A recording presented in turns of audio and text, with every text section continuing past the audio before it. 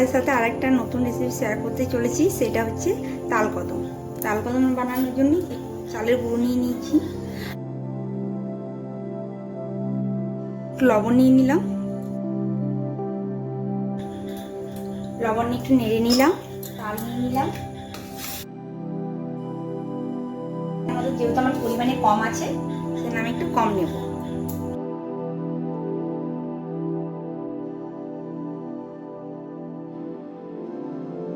এরকম ভাবে মাখিয়ে নিতে হবে। আবার একটু নেব,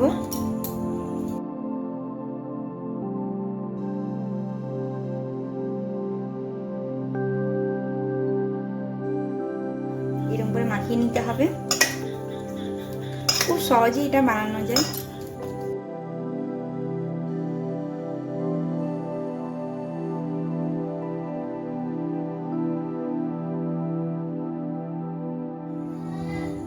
আমি গোল গোল করে নেব এরকম ভাবে।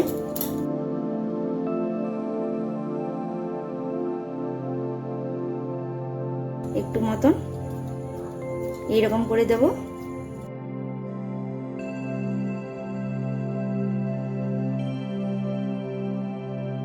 নারকেলের পুর আমি আগে থেকে রেডি করে রেখেছিলাম, সেটা এখানে আমি দিয়ে দেব, দিয়ে এটা বন্ধ।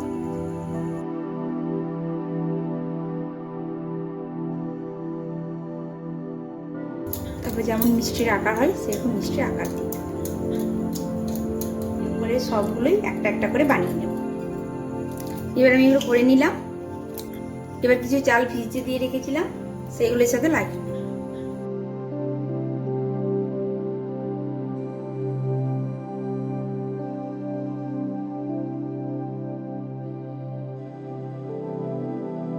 এরকম করে সব লাগিয়ে নেবে একটা একটা করে।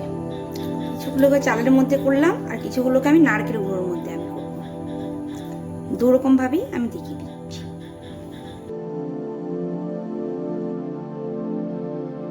এবার নিচে এখানে আমি জল চাপিয়ে নিয়েছি, আর এবার আমি একটু ঘি ব্রাশ করব।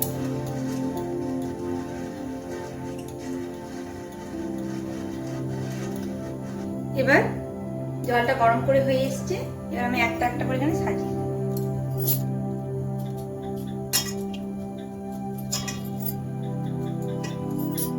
এবার এটা আমি ঢাকা দিয়ে দেব, 20 মিনিটের মতন রেখে দেবো।